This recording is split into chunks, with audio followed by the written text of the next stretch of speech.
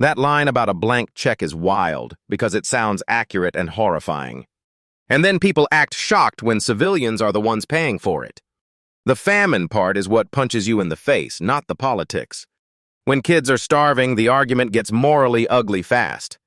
But the minute you say that, everyone starts yelling about bias. Because apparently criticism only counts if it arrives wearing a tie. Exactly, and the whole thing becomes this insane loyalty test. Like, are we discussing policy or are we auditioning for a moral purity contest? Because those are very different games. And the civilian death toll keeps making the same argument louder. At some point, numbers stop being abstract and start feeling like a cover-up. What gets me is the claim that the most ethical army language is just automatic now. People love calling themselves ethical right before something indefensible. That's the oldest branding trick in the book. But Hamas hiding in schools and hospitals is real too. That does not magically make every strike morally clean. No, it just means the battlefield is already designed to punish civilians. And then you get this weird split where both sides use civilians as proof. One side says shields, the other side says necessity, and the bodies stay there. That whistleblower angle is what makes it heavier, honestly. Because once a soldier says he saw something directly, people listen differently. Unless they immediately get buried under accusations and noise. The internet's favorite sport is turning every hard question into a team jersey. Every single time, man. And the IPAC part makes it even more explosive in U.S. politics. Because now it is not just a war story, it is a power story. When people say politicians are compromised, they usually mean money, fear, or both. Which is depressing, because those are basically the same tools everywhere. But foreign influence on elected officials is not some crazy fringe idea. The only question is how deep it goes and who gets protected. And if mainstream media is part of the pressure machine, that is even worse. Though I always get cautious when people start saying everything is captured. Because once everything is captured, nobody has to prove anything. Yeah, it becomes this very convenient universal excuse. But the fact that journalists say they're scared to ask questions is not normal. If the question itself is taboo, that tells you something about the environment. Not necessarily the whole truth, but definitely the temperature. And the temperature is clearly boiling around this subject. I keep coming back to the children because that is where every abstract defense collapses. Starving kids do not care about your geopolitical framing. That is the part people cannot escape. But the October 7th context still matters, and that is where people start shouting. Because the attack was brutal, and Israel had a real security response. The hard part is how quickly self-defense can become open-ended destruction, especially when the goals keep expanding beyond hostages and Hamas.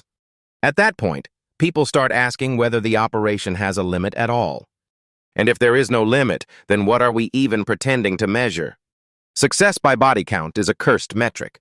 Cursed and somehow still treated like strategy. The propaganda war is almost as intense as the military one. Everyone is fighting over footage, framing, and who gets believed first. And once the audience is exhausted, truth gets way less oxygen. That is honestly the sickest part of it all. Because outrage fatigue makes people numb to things they should never accept. Do you think that is why these stories keep coming back in waves? I think so. Because each wave forces people to revisit what they wanted to ignore. And then they retreat into their camps again, which is so predictable. Human beings are brutally repetitive when they are uncomfortable. But repetition does not erase accountability. That's why the whistleblower stuff matters more than the slogans. Someone saying, "I saw this," changes the emotional weight of everything, even if people still fight over what to do with that weight. And then you have the uncomfortable question of who gets to investigate whom. Because if the system is itself under pressure, oversight gets blurry. Blurry oversight is how abuse survives. That should be on a government mug somewhere. Honestly, yes. What bothers me most is how easily everyone collapses into slogans. Like one side says anti-Semitism, the other side says genocide, and nobody breathes. And meanwhile, actual policy and actual suffering get less and less space. That is the real disaster, not just the argument around it. Because if you cannot speak honestly about civilian harm, democracy is already sick. And if you cannot question foreign influence, democracy is even sicker. That is the messy truth buried under all the noise. The noise is loud because the stakes are real. which is why people keep digging even when it gets ugly. Ugly questions sometimes are the only honest ones left. And that is probably why this whole thing feels so combustible. Because every angle is somebody's sacred cow. And sacred cows are terrible at taking criticism. Still, if the facts are this painful, dodging them makes it worse. Maybe the only sane move is to keep asking harder questions. Even when people hate you for it? Especially then. Because once fear enters journalism, everything gets warped. And then you stop asking the obvious thing, who is paying attention? Not just who is paying, who is panicking. The wild part is how quickly criticism becomes taboo. Like the moral ceiling is made of paper. And then civilians are the ones underneath it getting crushed. That is what makes the Gaza footage so hard to look at. Starving kids are not a branding problem, they are a catastrophe. And when people say famine, that is not rhetoric anymore. Famine means the system has already failed completely, right? Exactly. And then everyone starts arguing over vocabulary instead of suffering. Classic modern move. Debate the label, ignore the wound. But I also think people get trapped in one frame too fast. Because the October 7th attack is still the starting trauma here. Of course, that attack was horrific and nobody serious denies that. The argument is what happens after terror becomes total war. Because total war is where ethics go to die. And everybody still keeps saying their side is the most moral. That line always bothers me, honestly. The most ethical army in the world does not sound like a fact. It sounds like a slogan. Yeah, it sounds like something printed on a glossy pamphlet. And then whistleblowers show up saying they saw something else. That is the moment everything gets dangerous. Because now it is not just war, it is accountability. Accountability is where powerful institutions start sweating. Especially when aid stations and hospitals are involved. That is the worst place for civilians to become collateral. And then you hear the defense, Hamas hides under hospitals. Which may be true in some cases, but it cannot justify everything. Otherwise, every atrocity gets a security memo. That is such a bleak sentence, but yes. You still have to separate military necessity from collective punishment. And that is exactly where people start screaming at each other. Because one side hears self-defense and the other hears extermination. And both think the other one is lying completely. The U.S. angle is where it gets uglier for me. Because once American money is in the chain, American politics is in the chain. And then AIPAC becomes the center of the argument, fast. People talk about it like it is some invisible wizard behind the curtain, which is dramatic, but political influence is not exactly fantasy. Lobbying is real, money is real, pressure is real. The question is how much it shapes what elected officials will even say out loud. Because if politicians are scared of one topic, that tells you a lot. It tells you the debate is already constrained before it begins. And that is what makes people suspicious of the whole ecosystem. Media, donors, parties, advocacy groups, all of it starts blending together. Yeah, the average viewer thinks they are watching news, not incentives. And then someone says mainstream media is captured, which is a huge claim. Huge claims need huge evidence, not just vibes. But the fact that so many people distrust coverage should worry everyone. Trust does not collapse for fun. It collapses when people feel they are being spun. And that brings us back to the whistleblower thing. Because once a veteran says he saw abuse at aid sites, people listen. Or at least they should listen. Instead of immediately choosing a team and drafting a tweet. The tweet is always ready before the facts are. And that is the sickness of the whole discourse. People want certainty more than truth. Certainty feels cleaner than moral mess. But wars are moral messes by definition. And if kids are dying, the mess is not abstract anymore. That is the part nobody can dress up forever. Still, I do not trust anyone who makes it sound simple. Simple narratives usually mean someone is selling you something. Whether it is a war, a lobby, or a moral crusade. The real work is holding two truths at once. That October 7th was horrific and Gaza is still suffering massively. People hate that sentence because it refuses to pick a mascot. No mascot, no applause, just reality. And reality is usually terrible at fitting into politics. Which is why politics keeps trying to strangle it. Do you think the silence is more dangerous than the propaganda? Honestly, yes, because silence lets everything become normal. And once normal is broken, people stop noticing the damage. That is how a crisis becomes a backdrop. And then the next headline arrives before the bodies are counted. That part is brutal, which is why uncomfortable questions matter more than polished certainty. Even when the room gets tense and everybody goes quiet, especially then, because that is usually where the truth is hiding. But the second you ask who benefits, everybody acts allergic. Like the question itself is the scandal. And that is where this gets ugly fast. Because you are not just debating policy anymore. You are debating money, loyalty, and fear. Three things politicians adore pretending are invisible. Exactly. And then everybody suddenly loves nuance. But the civilian footage does not care about nuance. Kids are starving whether the memo is elegant or not. And that famine language is not some casual exaggeration. When a place hits famine, what are we even arguing about? The political spin starts sounding obscene pretty quickly. Because then every defense starts sounding like a dodge. And the first dodge is always, well, Hamas hides everywhere. Which is convenient because then every building becomes suspicious. Hospitals, schools, neighborhoods, all flattened into one excuse. But that still does not answer proportionality, right? Like, how many civilians are you willing to bury to get one target? That question is where people start yelling instead of answering. Because answering it honestly sounds terrible on television. And the weirdest part is the moral branding. The whole most ethical army line is doing a lot of work. If you have to say it that hard, maybe you are compensating. That line always feels like somebody trying too hard at a wedding. But branding matters because it shapes what donors tolerate. And what lawmakers are willing to call out too. Especially when a lobby can reward silence and punish dissent. That is the part people tiptoe around. Not because it is unclear, but because it is expensive to say. And then we get this fake debate about whether influence exists at all. Influence exists everywhere, come on. The real question is how direct it is and how scared people are. When a congressperson flinches at a simple question, that tells you something. Especially when they are basically funded to have an opinion. Democracy, but with a sponsorship package. That is brutal, but it is funny because it hurts.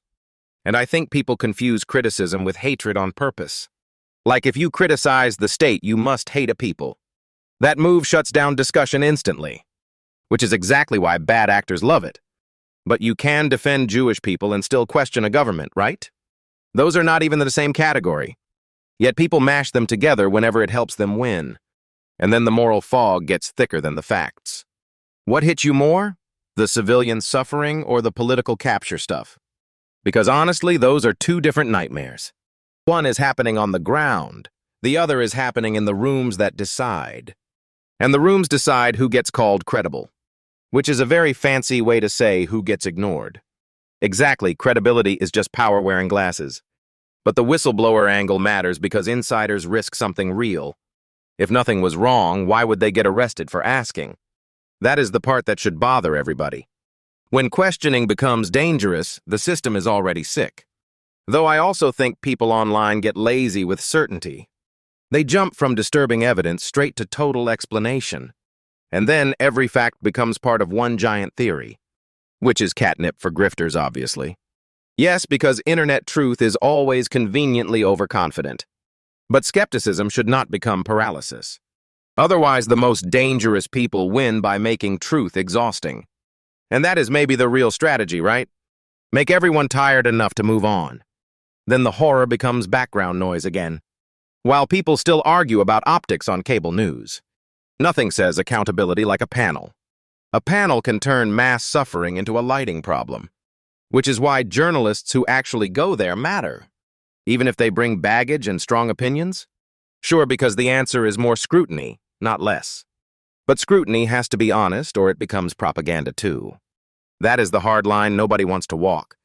Do you think most people actually want the truth here? Or do they want permission to already feel right? That is probably the nastiest question in all of this. Because if they only want confirmation, the victims vanish twice. Once in reality and once in public memory. And that is why silence is not neutral. It is active help for whatever is already happening. Even if it is just people looking away. Especially then, because looking away scales really well. That is a depressing sentence, but it is true. And truth is usually depressing before it is useful. Yeah, and useful truth is the rarest thing in politics. Maybe that is why this whole subject keeps coming back. Because nobody actually resolves it, they just rebrand it. then call the rebrand a conversation. Exactly. And the bodies are still there underneath. That is the part people keep dodging. The bodies are still there. And once you say that, the whole moral speech gets shaky. Because slogans are easy when you are not the one starving. And then someone says self-defense like it ends the argument. Yeah, as if self-defense automatically means no civilians matter. That is where people start talking past each other immediately. Do you think most politicians even believe what they say here? Or are they just terrified of the consequences? I think a lot of them are calculating, not believing. Which is somehow worse, honestly. Because if it is fear, at least there is a conscience in the room. But if it is pure calculation, then the silence is rented. Rented silence is such a brutal phrase. It is what lobbying starts to look like from the outside. And that is where people jump straight to IPAC, right? Because they see influence and immediately think conspiracy. But sometimes it is not a conspiracy. It is just access with good tailoring. Access with good tailoring is nasty work. The real question is whether influence becomes intimidation. Like, can a politician just say what they think without getting buried? Apparently, that is the expensive part. And once money enters it, everyone pretends it is all principle. Nobody ever says, I am saying this because donors are staring at me. That would at least be honest television. But the Gaza images make that honesty harder to avoid. Because when you see kids starving, the spin gets embarrassing fast. Famine is not a communications problem. Exactly. And people keep trying to debate around the suffering. Like, who cares about the phrasing when people are collapsing? But phrasing is how governments dodge accountability. We are concerned is basically diplomatic wallpaper. Diplomatic wallpaper is outrageously accurate. And meanwhile, the actual accusation is war crimes. Which is a huge claim, but not a random one. Especially when you hear doctors and whistleblowers describing the damage. Yeah, once military people start testifying, it changes the texture. Because it is not activists shouting from the outside anymore. It is people who have actually been inside the machine.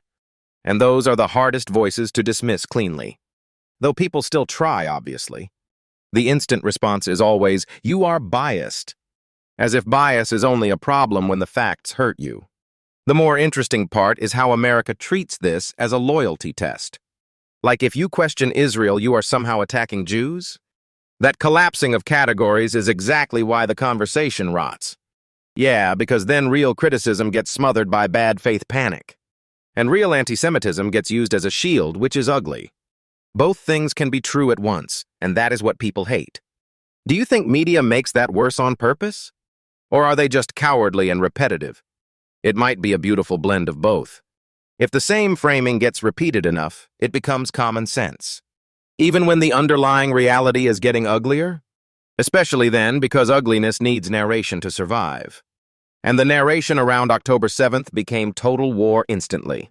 Which, to be fair, happened after a horrific attack. But total war always pretends the endpoint is safety.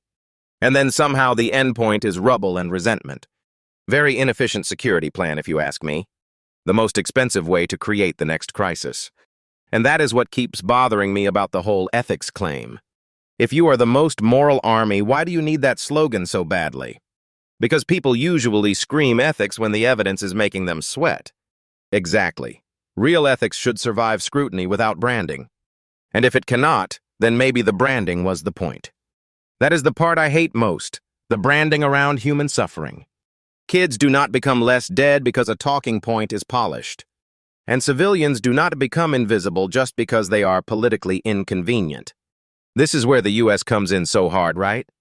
Because the blank check part is not subtle at all. America keeps calling Israel a close ally while financing the chaos. Friendship is a strange word for that arrangement. Friend, but only if you never embarrass me publicly. And that makes every congressional statement feel scripted. Like they are reading a loyalty oath instead of thinking? A lot of them probably are. And the wild part is people can sense that now. The internet made that feeling impossible to fully hide. Even when people disagree on the facts, they smell the performance. Politics is basically scent-based at this point. That is disgusting but fair. What I keep coming back to is accountability. Who actually pays when civilians are wiped out?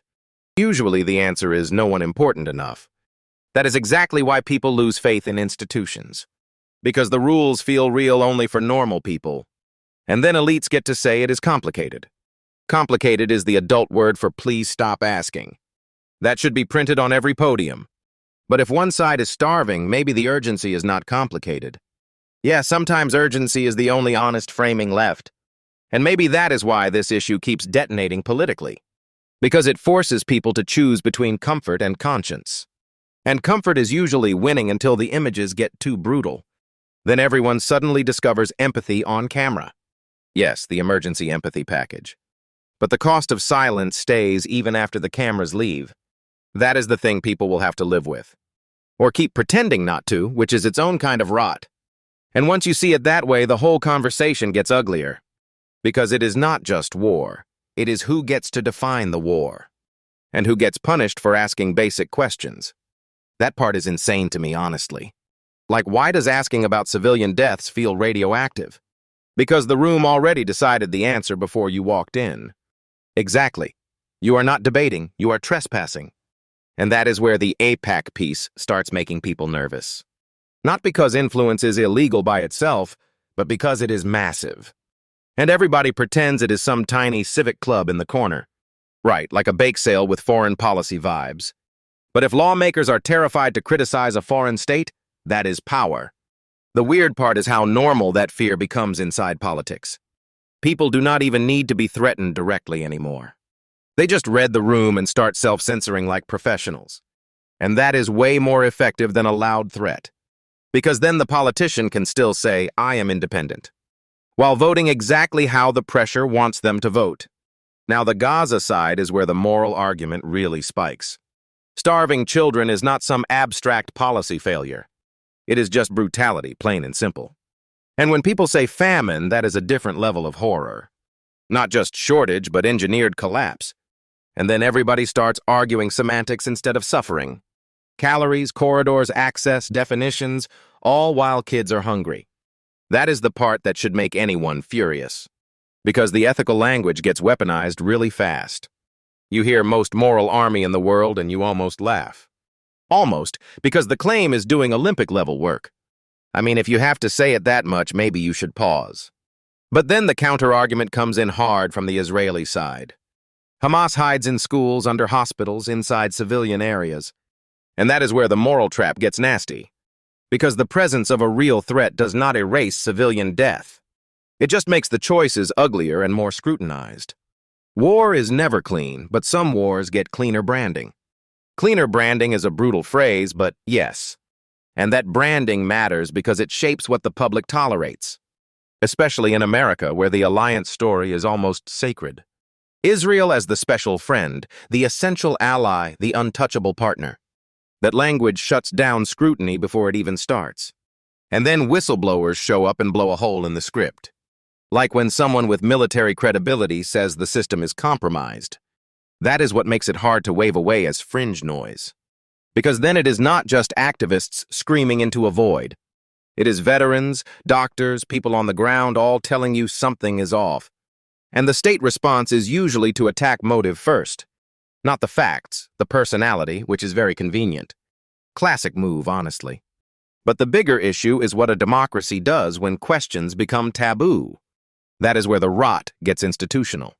Because then it is not one bad policy, it is a whole fear economy. People calculate careers, donors, headlines, and then swallow the question. And the public gets a curated version of reality. Which is why the media angle matters too. If footage is selective, labeled, or flattened into talking points, public judgment warps. But I also think people overcorrect into total disbelief. Like not every image is fake just because the internet is messy. The internet trained everyone to mistrust their own eyes. That is the real legacy of this era. So the hard part is holding two things at once. 1. Propaganda exists on every side. 2. Civilians can still be getting crushed regardless. That seems obvious, but apparently it is revolutionary. And maybe that is why people hate these conversations. Because they force moral adulthood. Terrible for branding, amazing for sanity. If anything, the most unsettling thing is how normal it all sounds. The funding, the lobbying, the denials, the heartbreak, the speeches. Same machinery, different crisis. And somehow the kids still end up paying the bill. That is the line that should haunt everybody. Not because it is dramatic, but because it is true. And if a society cannot face that truth, what exactly can it face? Probably just another press conference and a better slogan. And then everyone acts refreshed. Yeah, until the next video changes the mood again. And that is the bleak loop people are trapped in. Anyway, we can sit with that for a second. Because pretending it is simple has not helped anybody.